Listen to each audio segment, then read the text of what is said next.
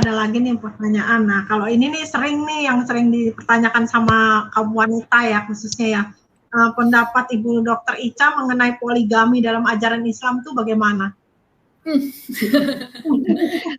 Waduh. Assalamualaikum warahmatullahi wabarakatuh guys. Sebelum nonton jangan lupa dukung video Alif Sace biar semangat bikin video berikutnya. Terima kasih. Assalamualaikum warahmatullahi wabarakatuh. Bismillahirrahmanirrahim. Rabbi shrahli sadri wa yassirli amri wahlul 'uqdatam min lisani yafqahu qawli. Selamat sore pemirsa setia Mu'alafah Sifana Channel. Pada sore hari ini saya kembali hadir dan saya kali ini ditemani oleh dua narasumber yang sangat istimewa yang sudah tidak asing lagi ya di kalangan pecinta mu'alafah nih. Ya, mu'alafah yang sangat cantik dan cerdas yang tidak asing lagi yaitu Dr. Ica atau Dr. Karissa Grani dan juga Natalia Iriani ya, yang sudah tidak asing lagi ya. Saya tidak usah berlama-lama, saya tampilkan saja di stage.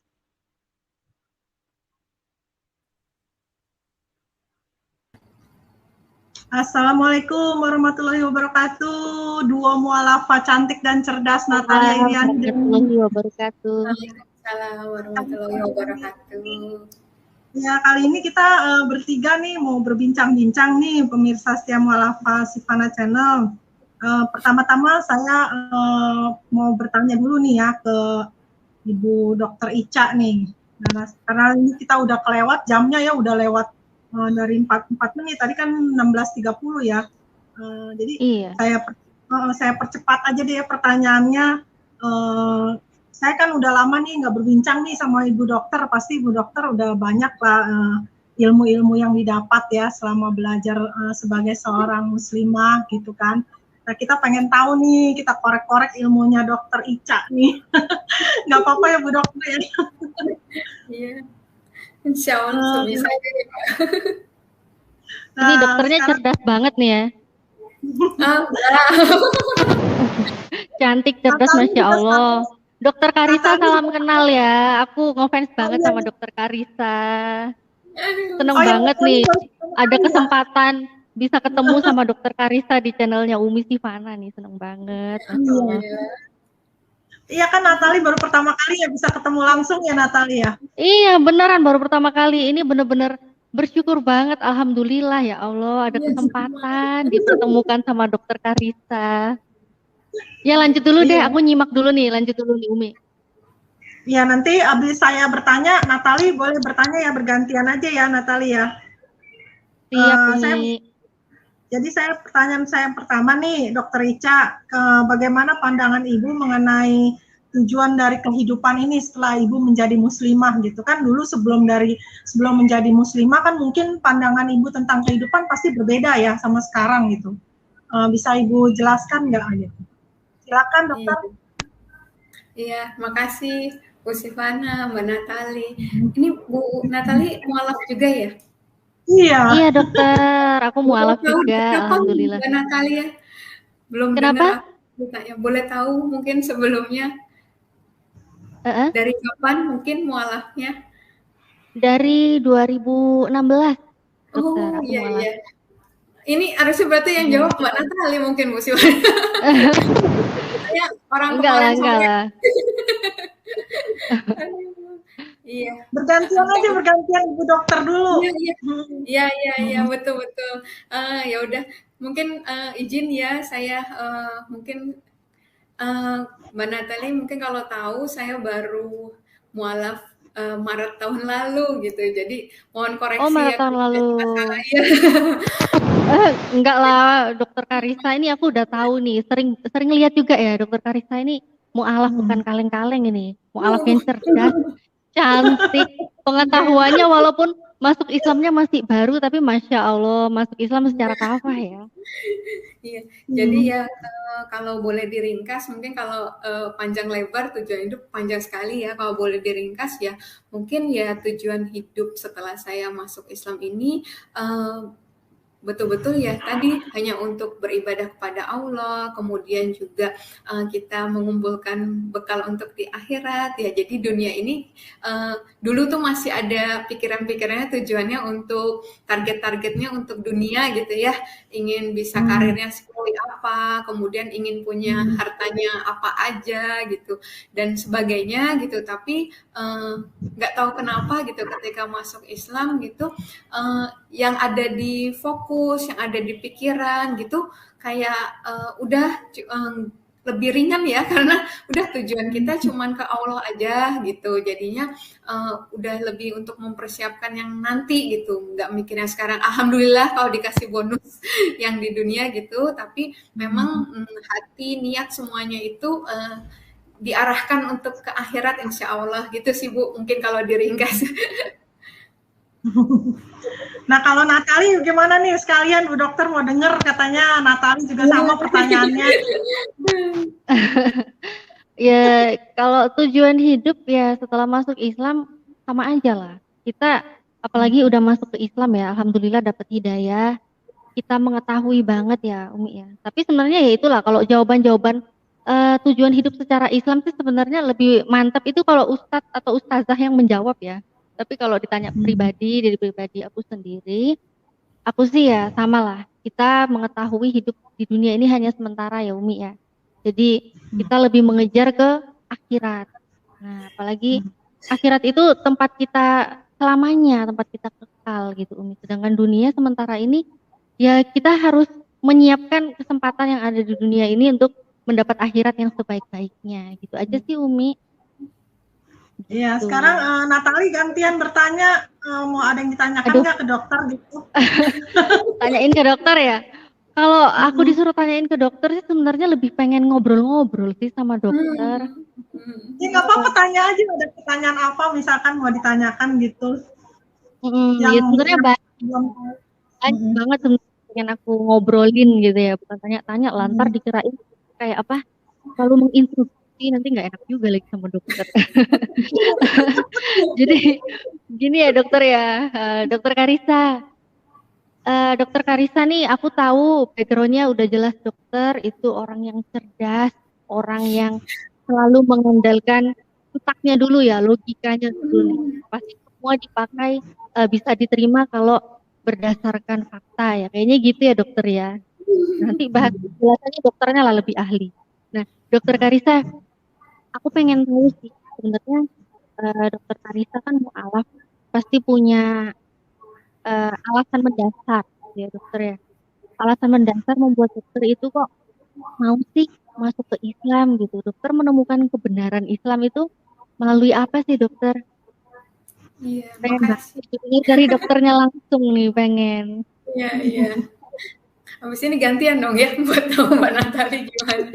Nah, kalau saya, iya ini karena baru ketemunya langsung di sini ya, Bu Sivana, jadi iya. kan pengen ngobrol nih sebenarnya ya kita pengen ngobrol.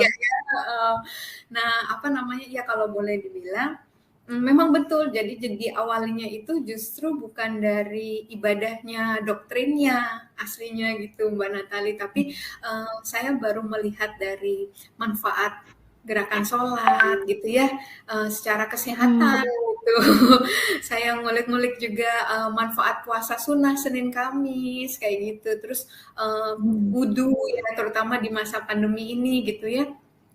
Kita bisa jaga wudhu 3-4 jam sekali kita pasti sholat gitu ya. Jadi itu benar-benar ternyata bisa istilahnya mengurangilah ya virus-virus yang mungkin sempat hinggap di saluran pernafasan kita seperti itu gitu.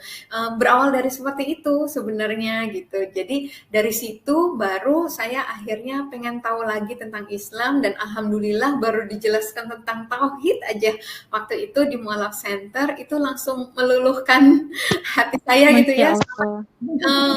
Udah benar-benar bulat gitu untuk semua apa yang ada tantangan di depan dengan keputusan ini sudah bulat gitu. Cukup dengan saya tahu siapa yang harus Allah yang benar yang harus saya sembah gitu.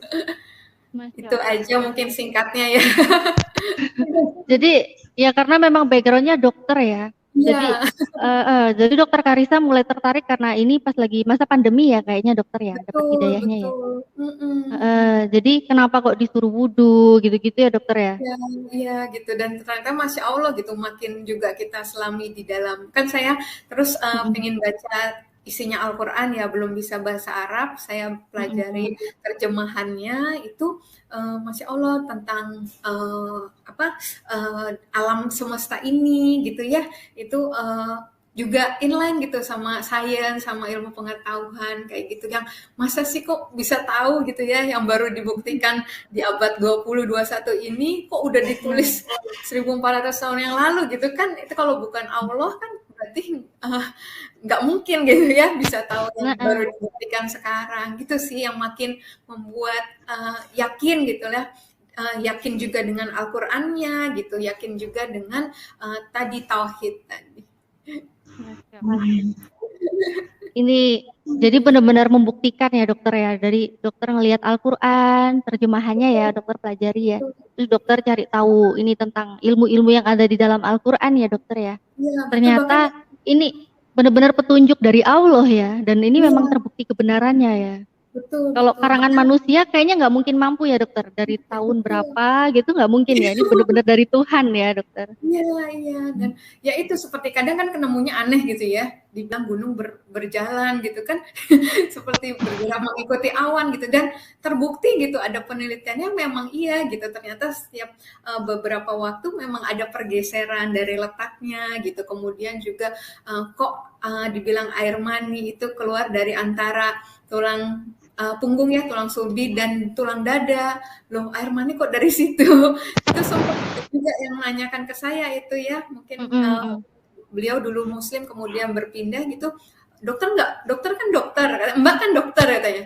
"Apa mm-mm, ini sains yang salah atau Al-Quran yang salah?" Saya digituin.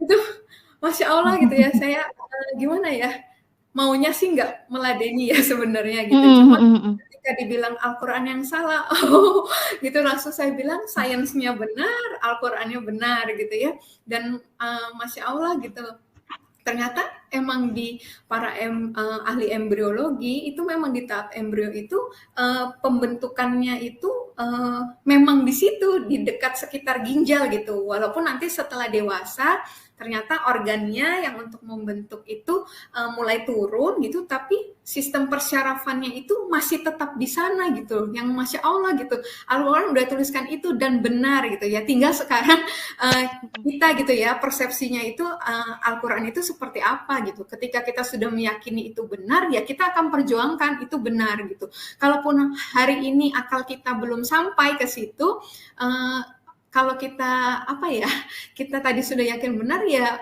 udah gitu nggak akan berpikir tadi ya dengan cara yang dangkal gitu menurut saya gitu ya cuma kalau mm-mm, dijelaskan mm-mm. panjang lebar di DM Instagram kan nanti panjang ya dan ini bukan untuk diperdebatkan sih gitu ya kalau mereka mau percaya silakan nggak percaya ya udah gitu tapi Iya, Masya Allahnya dalam Islam semua ada jawabannya semua bisa dijelaskan gitu. iya, Masya Allah ya Bu Dokter. Jadi eh, ya jelas hanya orang-orang yang berpikir dengan akal sehat ya Bu Dokter yang baru bisa menerima kebenaran Islam ya Bu ya. Jadi Iya. saya lanjut aja Bu nih ada pertanyaan nih dari netizen katanya kalau menyikat gigi 6 kali sehari apa nggak ada efek sampingnya sama gigi katanya. Terus kalau ada baiknya berapa kali sehari katanya Bu. Ini keluar dari topik nih Bu. Masalah gigi. Oh gitu, enggak sih sebenarnya memang kalau saya itu memang sikat gigi cuma 2 kali sehari aja kalau yang untuk jadi waktu saat mandi gitu ya sekaligus menyikat gigi gitu.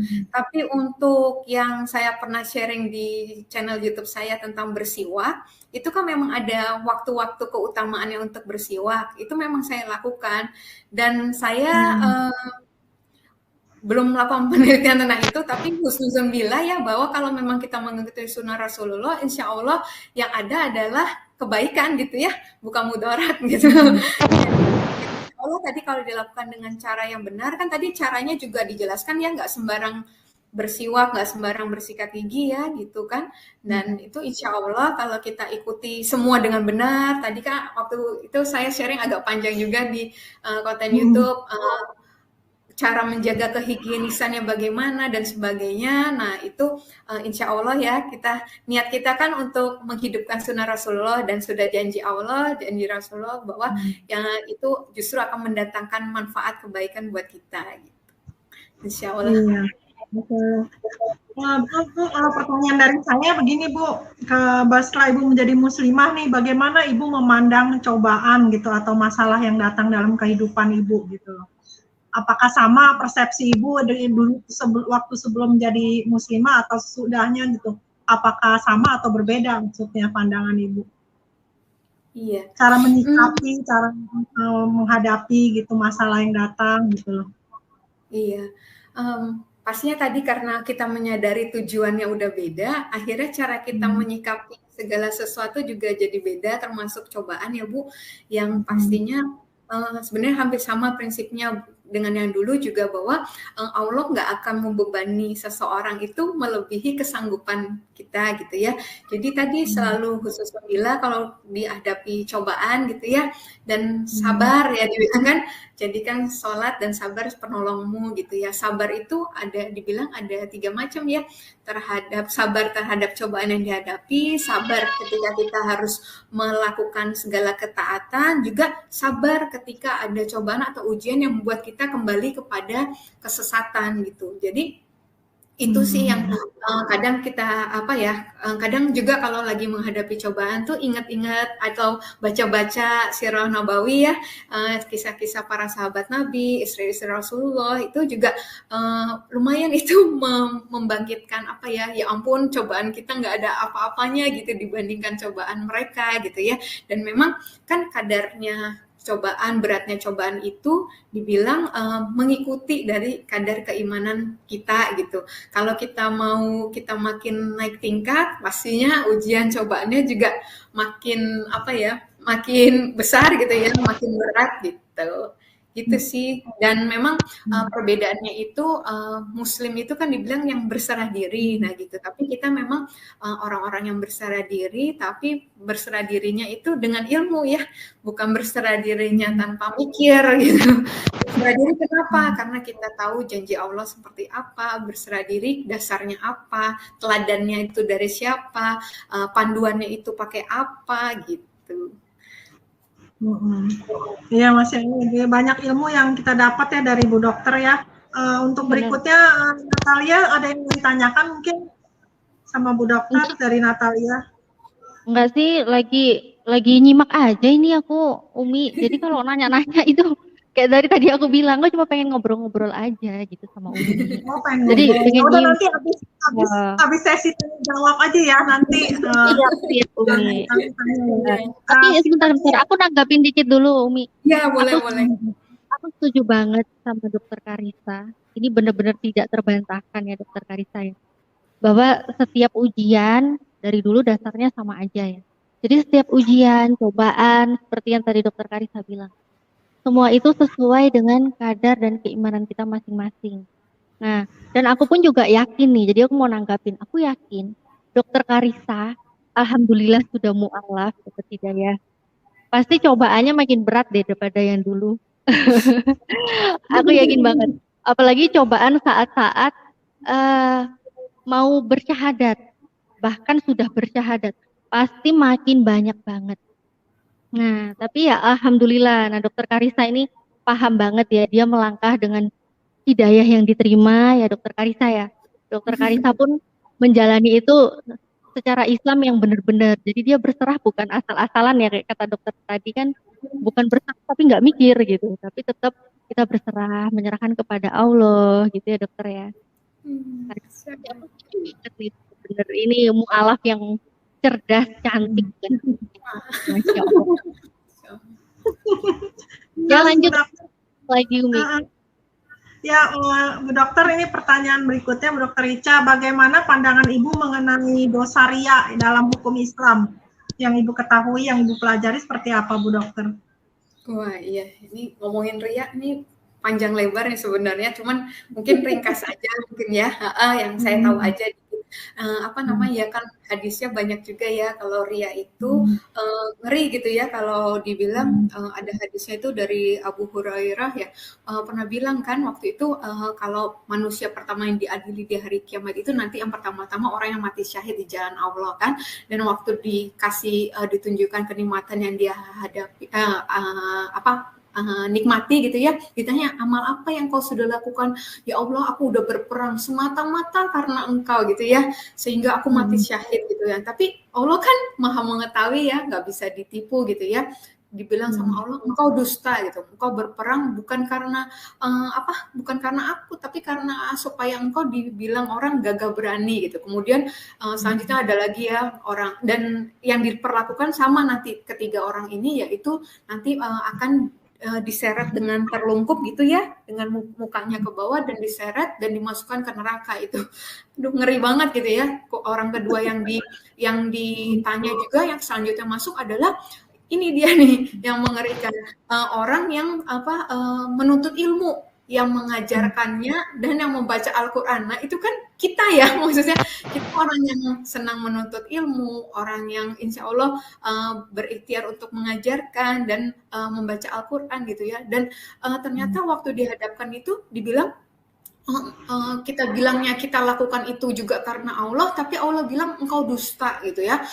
Engkau melakukannya semata-mata supaya kamu dibilang alim ya, orang yang berilmu atau orang yang qori ya, apa yang bacaannya bagus gitu kan, gitu. Kemudian yang terakhir juga akhirnya sama diseret juga ke neraka dengan muka yang tertelungkup gitu kan. Kemudian sampai ada orang yang terakhir juga, orang yang suka bersedekah, yang ngasih sedekah, infak di jalan Allah, dibilang itu karena Allah, enggak, engkau dusta supaya engkau dibilang orang-orang yang dermawan, orang yang murah hati gitu kan. Nah, itu gambarannya ya dari hadis riwayat banyak Muslim bilang, Ahmad, Baihaqi itu sebutkan ini gitu. Dan dari kengerian itu ya, itu yang membuat kita harus berhati-hati terhadap dosa ria ini gitu ya.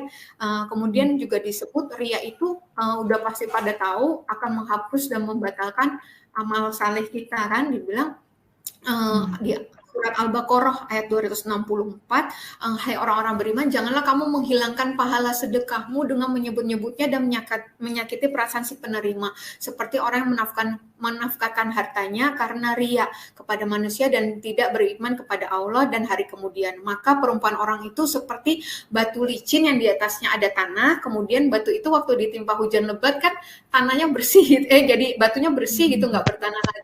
Nah, itu mereka tidak menguasai apapun yang sudah mereka usahakan, dan Allah tidak memberi petunjuk pada orang-orang yang kafir. Jadi hati yang kalau ditutup ria tuh seperti itu gitu ya, jadi nggak dapat apa-apa gitu ya.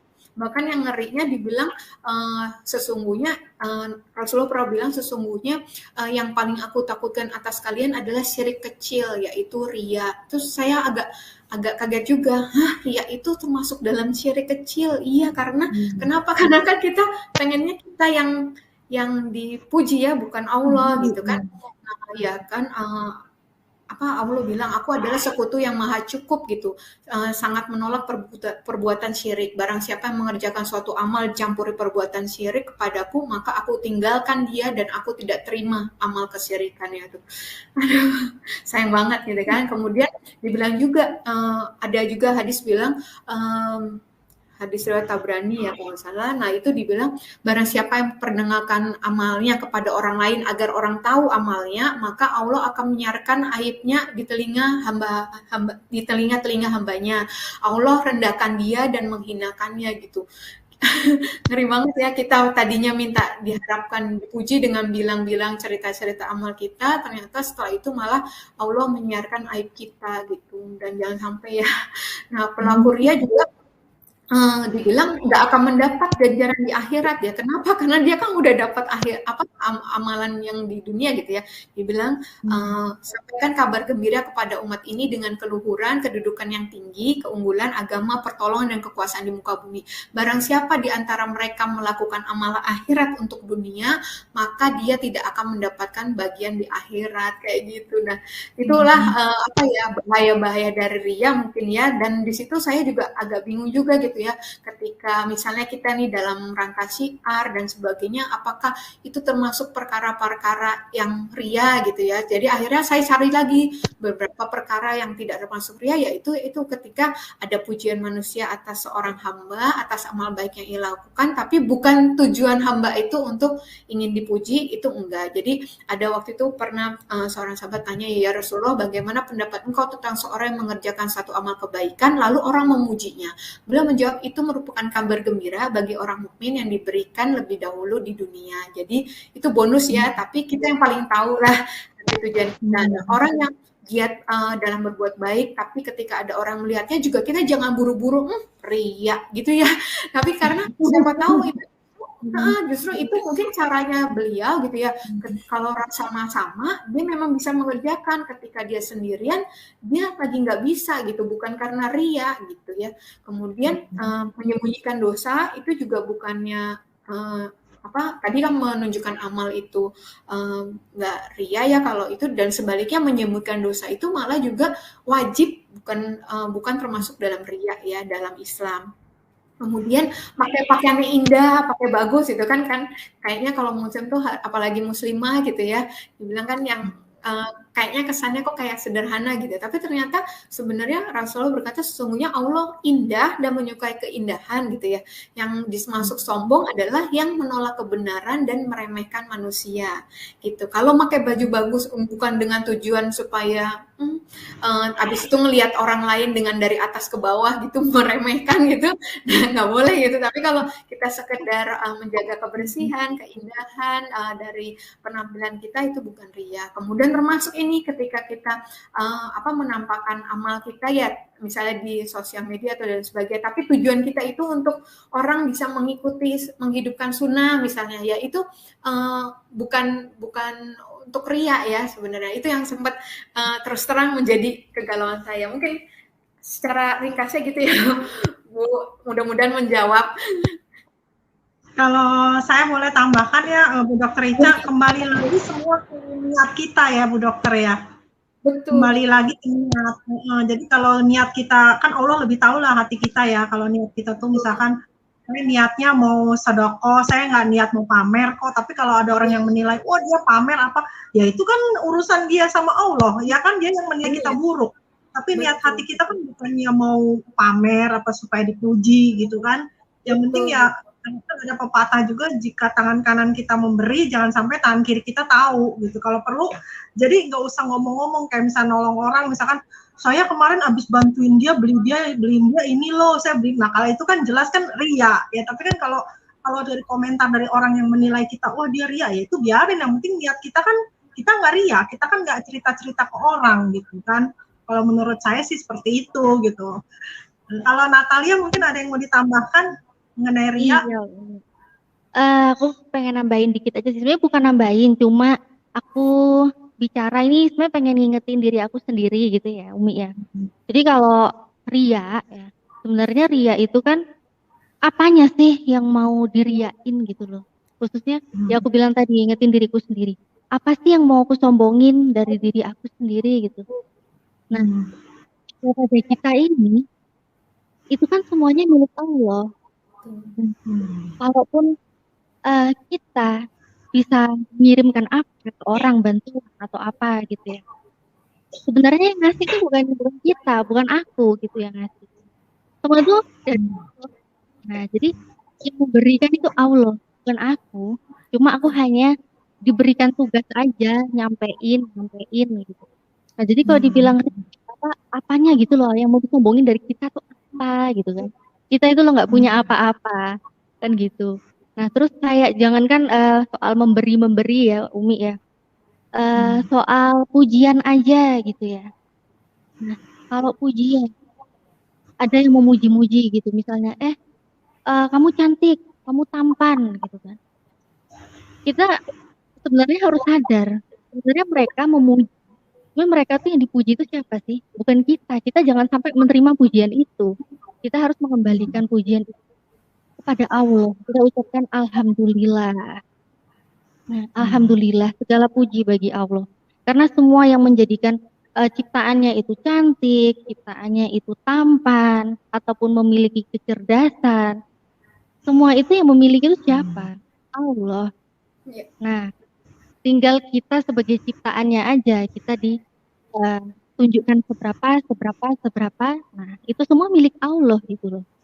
Nah, jadi apa yang harus kita riain itu tuh nggak ada. Jadi kalau sampai ada orang yang ini sih saya nggak ngomong di Islam aja ya. Sebenarnya kalau orang mau pamer-pamer sih setiap orang pun tergantung orangnya gitu ya. Kayak tadi Umi bilang ya, mungkin ada yang sengaja diliatin atau mungkin ada yang sudah ditutup-tutupi tapi tetap ada yang nyir gitu ya. Ya memang itu sebenarnya semuanya haknya mereka gitu. Tapi apa gitu loh.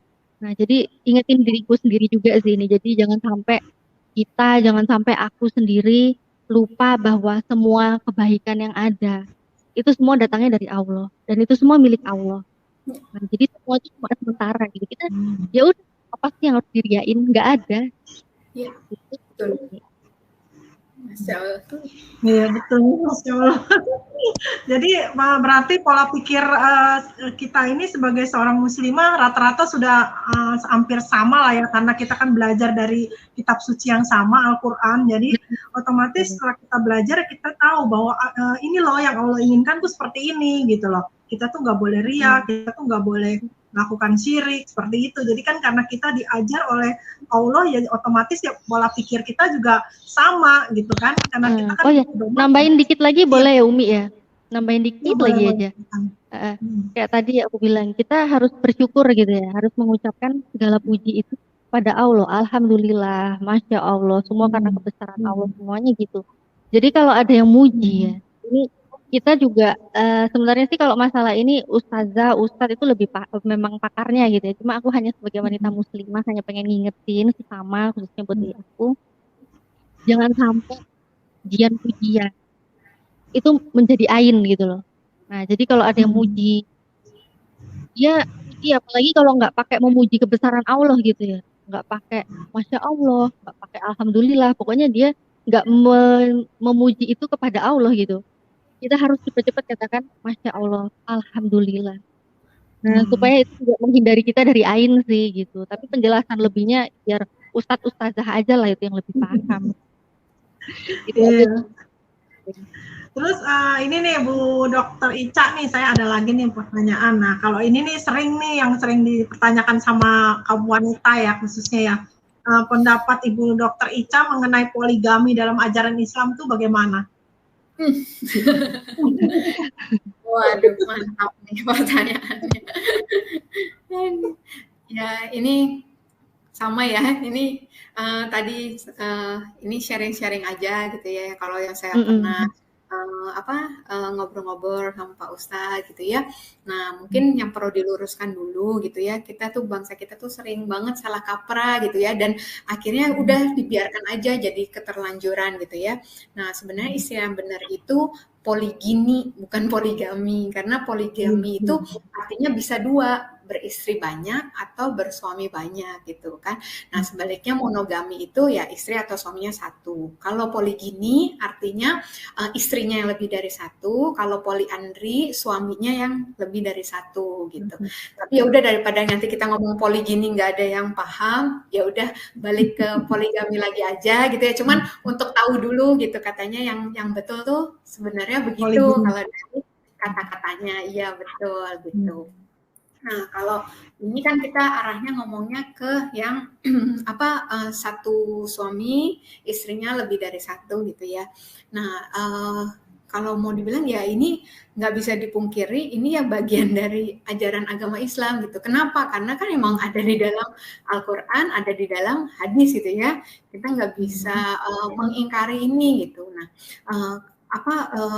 kalau Tapi memang harus diingat itu ya, Islam itu yang tadi balik lagi hakikatnya itu apa? Pasrah terhadap Allah gitu ya, dan bukan ngikutin perasaan tadi, tapi harus ada ilmiahnya. Nah, antara lain ada rumus-rumus dari poligami atau poligini ini itu antara lain ya pertama ya tujuan pernikahan kita itu atas dasar iman kan, bukan atas dasar hawa nafsu gitu ya.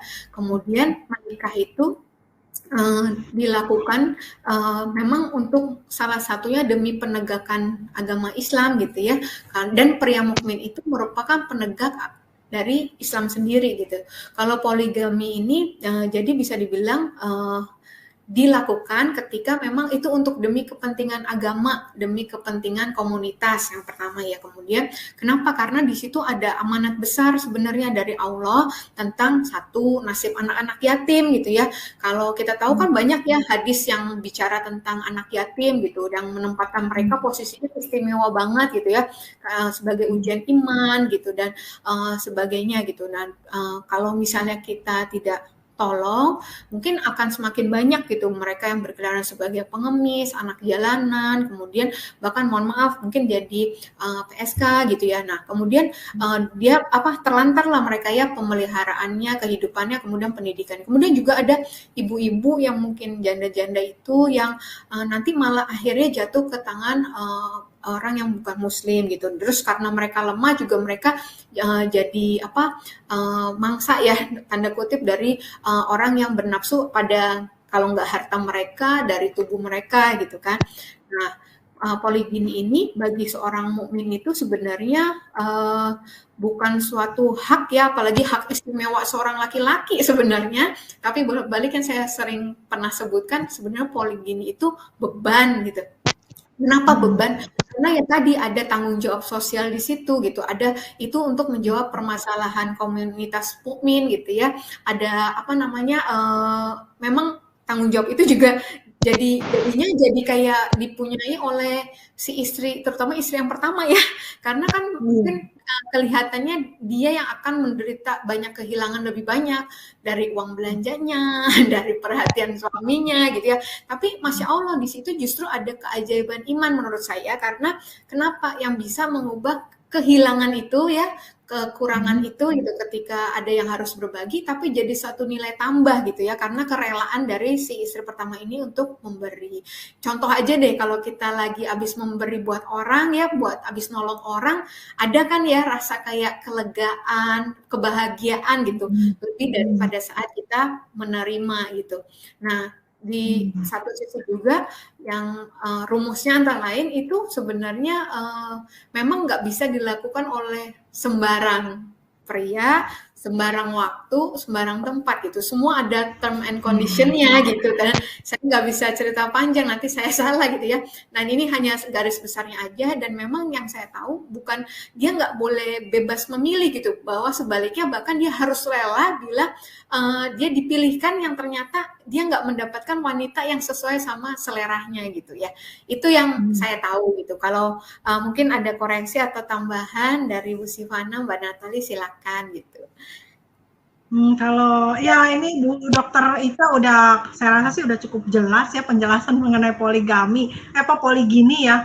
Jadi memang kembali lagi, jadi Rasulullah itu kan menganjurkan kita umat Muslim itu maksimal 4 ya. Cuman kalau misalkan itu 4 itu bukan berarti oh kalau dia punya harta terus dia boleh punya istri 4 gitu kan, maksimal ya, enggak juga. Itu kan kembali lagi kepada kita niat kita untuk berumah tangga lebih dari satu wanita itu apa gitu tujuannya gitu, apakah kita bisa bersikap adil, karena kan Rasulullah kan bersikap adil ya kan, dan juga tujuannya bukannya hanya untuk menuruti hawa nafsu, tapi kan untuk menolong janda-janda dari yang suaminya meninggal akibat peperangan. Jadi nggak ada unsur-unsur hanya untuk hawa nafsu gitu, tidak seperti orang-orang sekarang kan mungkin hanya lihat oh mau cari yang lebih muda lagi, oh mau cari yang lebih muda lagi, yang lebih cantik lagi. Itu kan niatnya udah beda ya kan, bukannya niat seperti dulu zaman Rasulullah itu niatnya nggak seperti itu gitu. Walaupun punya istri banyak kan juga istrinya nggak muda-muda, bahkan yang tua-tua. Kalau yang zaman sekarang kan mau carinya yang lebih muda lagi, lebih muda, itu niatnya kan udah beda gitu kan. Jadi ya seperti itu, kembali lagi kepada Jadi Islam ini walaupun membolehkan beristri lebih dari satu, tapi juga harus sesuai dengan persyaratan yang Allah kasih juga, ada persyaratannya. Gitu kan, satu harus adil, dan juga walaupun dia mampu secara materi, dia bisa nggak bersikap adil, dan tujuan dia mempunyai istri lagi itu apa gitu loh. Apakah hanya untuk menuruti hawa nafsu, apakah ada unsur yang lain gitu, unsur kemanusiaan atau apa gitu kan, harus jelas gitu loh tujuannya. Kalau menurut saya seperti itu ya. Kalau menurut Natali mungkin ada pandangan yang berbeda gitu. Ya, benar banget Umi. Ini aku sedikit memiliki pandangan karena aku kan juga, ya kita semua sama ya, kita bertiga ini kan sama-sama mu'alaf ya. Dan kita tahu, nah apalagi di kitab kita yang dulu, nah kita pun tahu nih, di ajaran nabi-nabi terdahulu ya, mereka tuh udah nyontohin loh. Mereka punya istri banyak loh. Bahkan ada yang sampai ratusan, ada yang punya gundi 1000. Nah, tapi kenapa sih kalau dibilang Nabi Muhammad yang ajarin poligami, Nabi yang bawa sunah poligami gitu kan? Halo, mereka itu kenapa sih? Sadar gitu. Jadi ini poligami pasti kita sebagai wanita muslimah, apalagi mu'alaf ya, kita sering dapat serangan-serangan untuk ditakut-takuti bakal poligami gitu kan. Sebenarnya masalah poligami ya, atau tadi Dokter Karissa bilang ada istilah lainnya ya, poligini atau apa itu ya, saya juga nggak paham. Nah, pokoknya beristri lebih dari satu gitu kan. Bahkan nabi-nabi dulu banyak banget istrinya. Justru karena ada Nabi Muhammad, setelah Nabi Muhammad menjadi nabi dan selama berjalan beliau mendapatkan wahyu, ya, barulah ada aturan kan, minimal 4. Nah, supaya apa? Yang nggak kayak dulu-dulu gitu. Nabi-nabi dulu kan heboh tuh, istrinya sampai banyak banget kan. Dan sekarang kenapa kok sampai dimaksimalkan 4 sih istri? Kenapa ada sunnah seperti itu? Kita lihat di kehidupan sekarang ya.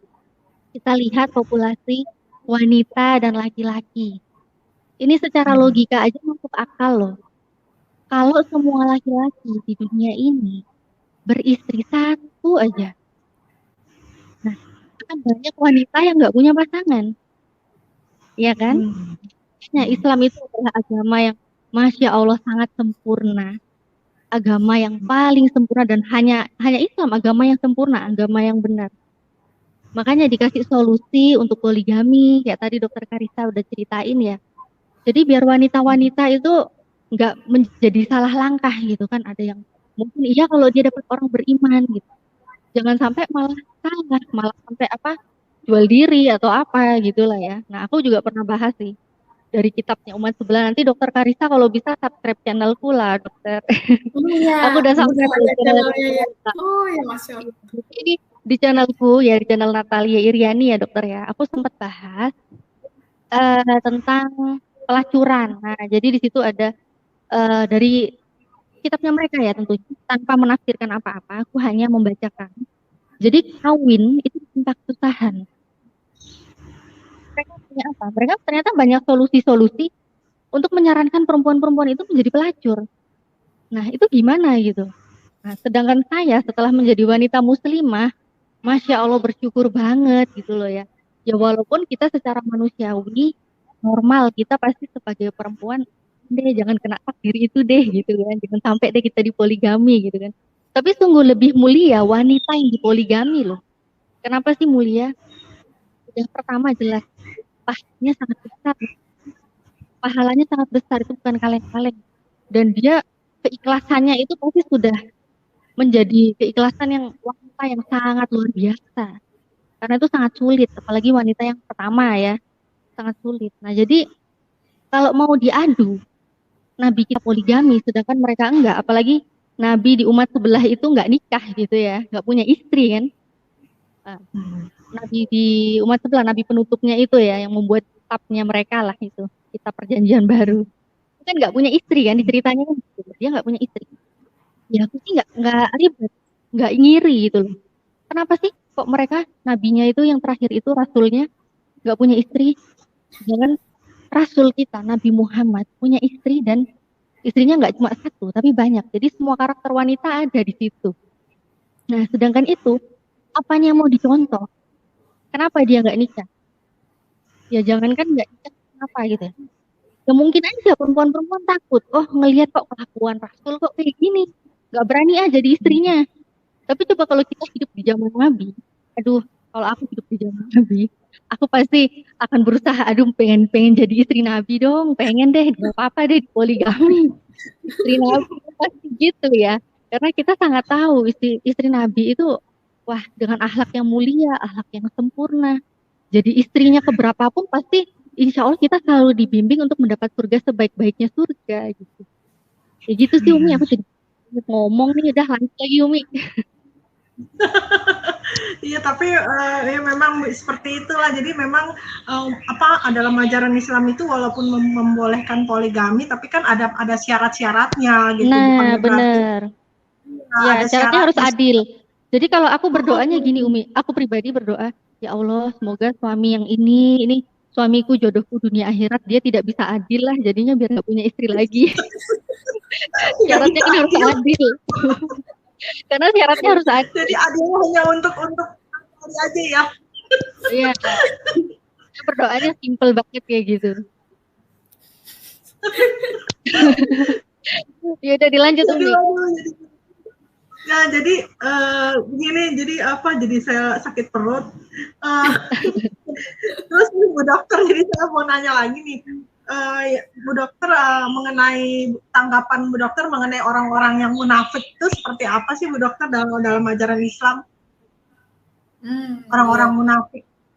Iya, kalau ini sebenarnya agak mirip-mirip nanti ke ria juga sih, kayak nyambungnya ke sana juga ya. Karena kan memang kalau secara istilah yang kita tahu, munafik kan orang yang katanya dibilang perkataan perbuatannya tuh nggak selaras gitu ya dengan kehendak niat yang tersembunyi di hatinya gitu ya, nggak walk the talk gitu ya istilahnya. Kemudian kalau dalam Islam ya memang munafik itu orang yang mengaku muslim dan menampakkan keimanannya secara lahiriah, namun sebenarnya menyembunyikan kekufuran dalam hatinya gitu ya. Nah, dalam Al-Quran itu banyak banget ayat yang tentang persoalan munafik gitu ya. Di surat Al-Mu'minun ayat 1, di Quran Al-Baqarah ayat 8 itu dibilangkan apabila orang-orang munafik datang kepadamu, mereka berkata, kamu mengakui bahwa sesungguhnya kamu benar-benar Rasul Allah gitu, dan Allah mengetahui bahwa sesungguhnya kamu benar-benar Rasulnya, dan Allah mengetahui bahwa sesungguhnya orang-orang munafik itu benar-benar orang pendusta gitu ya.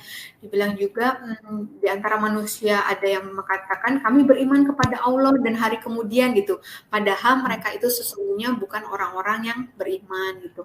Ada juga di Quran surat An-Nisa dibilang ayat 142 gitu, bahwa orang-orang munafik itu bermalas-malasan dalam mengerjakan sholat gitu ya, dan sedikit sekali mengingat Allah gitu waktu di sholatnya gitu ya. Dia bagus aja waktu diliatin orang gitu ya, waktu di hadapan manusia, dan tadi dalam sholatnya itu tidak mengingat Allah gitu. Nah, kemudian ada juga di Quran surat At-Taubah ya ayat 67, orang munafik laki-laki dan perempuan sebagian dengan sebagian yang lain adalah sama, mereka menyuruh membuat yang mungkar dan melarang berbuat yang ma'ruf, dan mereka menggenggam tangannya, mereka telah lupa kepada Allah dan maka Allah melupakan mereka. Sesungguhnya orang-orang munafik itu adalah orang-orang yang fasik. Nah, kemudian dibilang juga di Quran Surah An-Nisa ayat 145, sesungguhnya orang munafik itu ditempatkan pada tingkatan yang paling bawah dari neraka, dan kamu sekali-kali tidak akan mendapat seorang penolong pun bagi mereka. Nah, itu, dan ciri-cirinya di Al-Quran, di hadis tuh banyak banget ya. Antara lain itu ada yang pastinya kalau orang munafik itu suka berdusta ya kan, ada hadisnya dibilang tanda orang munafik itu ada 3. Waktu ia berucap, dia berdusta, jika membuat janji ingkar, dan jika dipercaya mengkhianati gitu.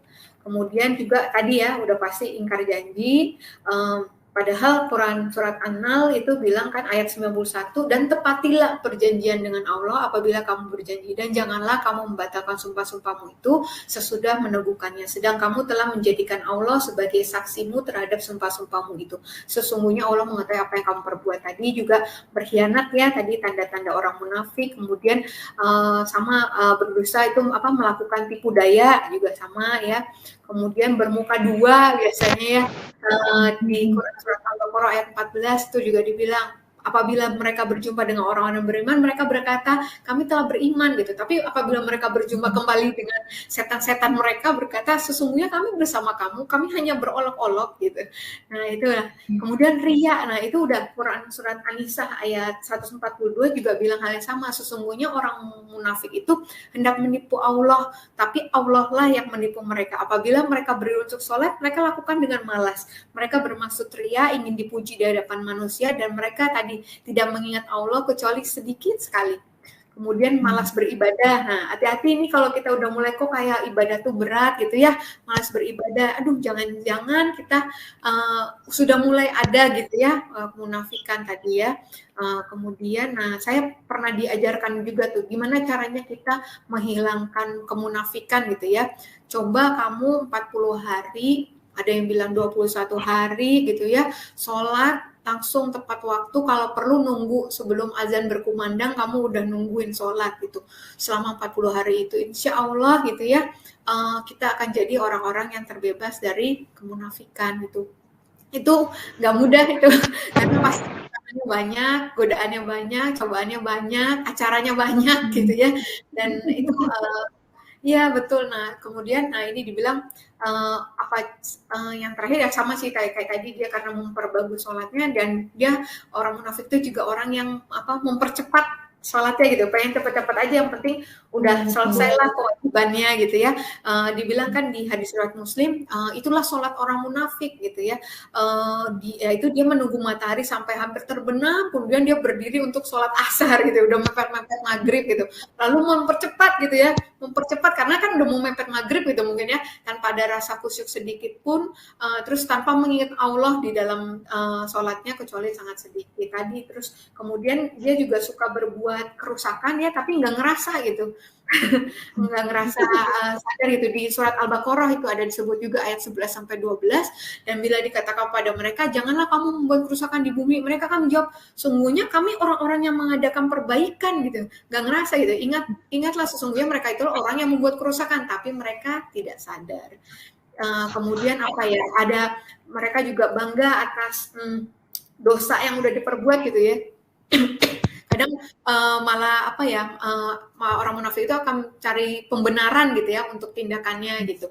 Kemudian mudah banget untuk iri dan dengki gitu. Di surat Ali Imran ayat 120 dibilang, jika kamu memperoleh kebaikan, niscaya mereka bersedih hati gitu ya, jadi ngiri gitu melihat orang dapat kebaikan kok malah sedih gitu kan. Tapi jika kamu tertimpa bencana, mereka bergembira karenanya gitu. Kebalik gitu ya, jika kamu sabar dan bertakwa, tipu daya mereka tuh tidak akan menyusahkan kamu sedikit pun. Sungguh Allah maha meliputi segala apa yang mereka kerjakan. Kemudian yang paling parah itu orang munafik juga orang yang nggak merasa puas ya dengan kekayaan harta yang dimiliki, malah kadang mereka nggak ragu juga bisa memakan harta anak yatim dan sebagainya gitu. Dan hadis dibilang, sungguh aku paling khawatir atas kalian semua sepeninggalku adalah orang munafik yang pintar berbicara.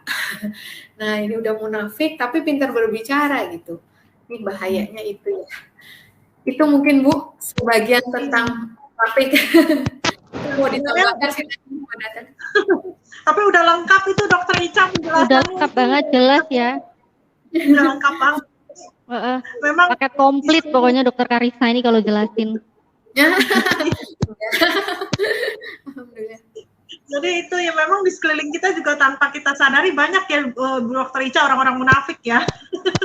Di sekeliling kita munafik juga nih. Itu yang saya takut. Tadi jangan-jangan kita ngomongin ria, kita ria. Jangan-jangan kita ngomongin munafik, kita munafik ya. Itu yang jangan sampai. Jangan sampai. Nauzubillah min dzalik. Jadi makanya kita hendaknya sebagai muslimah tuh harus terus introspeksi diri lah. Maksudnya introspeksi diri dalam arti ya kita jangan bisa kritik orang, tapi kita nggak mengaca diri gitu. Kita ini seperti apa gitu. Yang penting kan kita mencari ridho Allah, bukan ridho manusia. Kayak apapun yang kita lakukan, misalnya ya ibadah kita, ya syiar kita, ya apapun itulah, itu kita niatkan untuk lillahi ta'ala gitu, untuk Allah. Jadi bukan untuk kemuliaan diri kita, hanya untuk kemuliaan Allah gitu. Jadi kalau misalkan, insya Allah kalau kita niatkan itu dalam hati, jadi nggak akan terjebak dalam dosa ria atau dikategorikan orang munafik gitu, nggak akan seperti itu. Yang penting niatnya tuh kita luruskan dulu niat kita gitu loh. Makanya kan kalau berdoa itu selalu memohonnya, ya Allah berikanlah, tunjukkanlah jalan yang lurus gitu. Jadi jangan sampai kita tuh di jalan yang menyimpang ke kanan dan ke kiri gitu. Jadi niatkan lurus hanya kepada Allah gitu loh. Jangan untuk mementingkan diri sendiri atau untuk niat yang lain lah selain untuk Allah gitu loh. Kalau menurut Natali bagaimana? Udah sih, udah setuju banget, udah Dan, lengkap banget ini.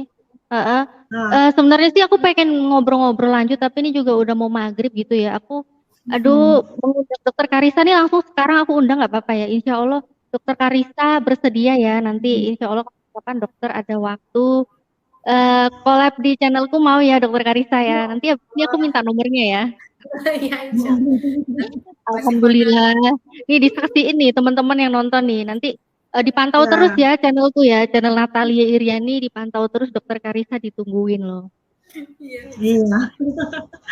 Nanti Bu Dokter udah diundang secara langsung nih sama Natalia Iriani. Alhamdulillah. Kalau Natalia sering mendengar nggak cerita dari Bu Dokter Ica kalau di YouTube gitu, kesaksian Dokter Ica gitu. Yang Natalia tahu tentang Dokter Ica apa? Alhamdulillah dikasih kesempatan dulu ya, muncul di beranda, mualaf dokter cantik, ini cerdas ini. Langsung aku klik tuh Dokter Karissa itu, aku dengerin. Nah ternyata Dokter Karissa ini backgroundnya itu ya dokter ya, dulu istrinya pendeta apa bukan sih dokter? Ya. Nah itu ya. Suami Pendeta saya sempat ditabiskan jadi pendeta muda di gereja yang mayoritas kaum muda itu ya. Nah, di situ jadi aku langsung berpikir, wah ini Allah memberikan hidayah pada Dokter Karissa. Ini Dokter Karissa Masya Allah sangat disayang sama Allah. Aku jadi poin banget gitu, aku dengerin. Wah sampai seperti itu, karena jadi sebelum aku dengerin aku udah bayangin dulu nih situasinya nih. Jadi aku intinya belum nonton film aja udah ngomen duluan gitu loh dokter. Jadi aku udah berpikir ini pasti dia waktu mau masuk Islam nih dia perjuangannya berat banget nih. Secara orang terdekat suaminya pendeta. Nah ini pasti mencari kebenaran sampai sembunyi-sembunyi. Begitu dapat hidayah pasti sembunyi-sembunyi, pasti kayak gitu tuh. Nah pasti nggak gampang lah gitu dan pasti berat banget. Nah sebenarnya aku kemarin udah denger gitu ya dari channel-channel YouTube yang men-share tentang Dokter Karissa kisah mualafnya, tapi aku pengen nanti Dokter Karissa ceritain lagi ya gimana ceritanya. Insya Allah di channelku ya dokter ya, mau ya, harus mau ya dokter ya. Mau dong. Alhamdulillah. Beneran aku seneng banget loh. Seneng banget nih beneran, alhamdulillah seneng banget. Sama-sama. Dokter Ica tapi Dokter Ica Natali ini juga perjuangannya juga nggak mudah menjadi mualafah dia. Iya, belum dengar ceritanya malah nih. Iya, nanti kita ngobrol-ngobrol ya dokter ya. Iya.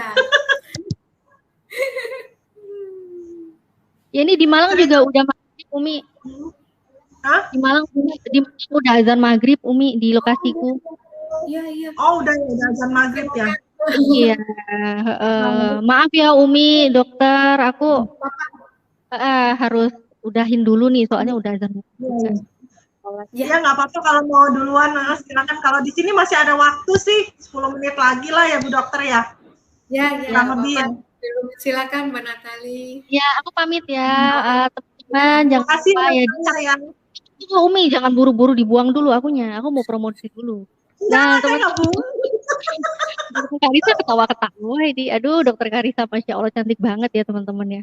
Nah, jadi teman-teman jangan lupa ya teman-teman, ini harus subscribe channel Natalia Iriani, ditonton videonya dan terus dipantau ya, nungguin insya Allah aku sama Dokter Karissa bakal kolaborasi di channelku. Jadi aku pamit, saya mohon maaf bila ada salah-salah kata itu dari saya, tapi kalau ada banyak ya dari aku salah. Assalamualaikum Umi, dokter. Waalaikumsalam warahmatullahi wabarakatuh. Natali, assalamualaikum. Ya ini Bu Dokter, ini kalau Natalia Iriani itu dia jadi dulu dia keluarga Kristen, jadi dia kakak waktu itu dia udah mualaf juga, jadi dia kakaknya dulu mualaf, terus dia belakangan dia baru karena dia menyelidiki mengenai Yesus, kalau nggak salah dia waktu itu ada kesaksian juga di channel saya. Dia menyelidiki dan dia mengetahui kalau Yesus itu ternyata bukan Tuhan, seperti itu. Jadi dia selidiki, jadi dia dari pencarian tentang kebenaran gitu ya maksudnya. Jadi ada temennya yang kasih tahu juga nih di dalam Al-Quran nih seperti ini gitu kan, Nabi Isa apa terus dia baca sendiri gitu, jadi dia menyelidiki sendiri gitu. Dia sempat ngumpet juga dari keluarganya gitu, ngumpet, jadi dia keluarganya nggak tahu gitu dia belajar jadi seorang muslim. Dia kalau pergi kerja dari rumah dia nggak pakai kerudung, di tengah jalan dia pakai kerudung gitu, dia cerita. Jadi lucu gitu, kalau nggak sampai rumah kan dilepas lagi gitu. Iya, Masya Allah. Seperti itu sih, ngumpet juga gitu, tapi akhirnya tahu juga keluarganya tahu, terus sampai dia disidang gitu kan, sidang sama keluarganya. Karena keluarganya tanya juga, kalau kamu kenapa gitu masuk Islam, sampai mamanya papanya nangis gitu. Tapi herannya dia nggak nangis, dia diem aja gitu, sampai mereka bingung kok ini anak nggak nangis sih, kita keluarga udah pada nangis gitu. Jadi dia tegar gitu loh, dia tegar gitu, yang menjelaskan alasannya kenapa memilih Islam gitu. Seperti itu sih dia cerita sama saya, ya lumayan panjang ya. Memang kalau mu'alaf itu memang saya nonton. Kenapa? Iya, nanti coba saya nonton kisahnya. Iya, jadi dia perjuangannya lumayan berat sih kalau menurut saya untuk menjadi seorang muslimah gitu ya. Jadi alhamdulillah sih ya sekarang dia udah 5 tahun ya, beda setahun sama saya. Jadi nanti Bu Dokter nih diundang nih ke channelnya Natalia Iriani nih. Bu Dokter tadi nggak nunggu lama kan mau live-nya, soalnya tadi saya ada halangan, saya juga nggak enak. Nggak apa-apa. Berapa nih? Di rumah jam terus. Iya, nggak apa-apa. Bu Dokter, kalau misalkan nanti misalkan kapan-kapan kalau saya main ke rumah nggak apa-apa ya? Boleh, silahkan. Nanti jadwal aja. Ya udah dah, saya rasa udah cukup. Saya takutnya Ibu Dokter mau siap-siap mau salat maghrib gitu ya. Nanti takutnya terlalu mepet kan juga nggak enak ya kan mau salat maghribnya. Nanti kalau ada waktu lagi nanti kita bisa sharing-sharing lah. Kalau enggak saya main ke rumah Bu Dokter kayak. Ya, terima kasih banyak ya Bu Dokter. Ya, sama-sama. Nanti banyak ilmu yang sudah di-sharing sama pemirsa Mu'alafah Sifana Channel. Semoga bisa bermanfaat untuk kita semua dan semoga Bu Dokter selalu dalam lindungan Allah Subhanahu wa taala, dikuatkan imannya, dilimpahkan rezekinya, diberikan kesehatan, dimudahkan semua urusannya, terus semakin kaya dalam ilmu, tetap istiqomah, selalu bahagia dunia akhirat. Amin amin amin ya robbal alamin. Buat Bu Sifana. Komplit. Terima kasih untuk yang sudah hadir di live chat dan juga yang sudah menyaksikan siaran langsung ini. Saya akhiri sampai di sini dengan mengucapkan subhanakallahumma wa bihamdika asyhadu an la ilaha illa anta astaghfiruka wa atubu ilaik. Wabillahi taufik wal hidayah. Wassalamualaikum warahmatullahi wabarakatuh. Terima kasih ya Bu Dokter. Wabarakatuh. Sama-sama Bu. Jazakallah khairan.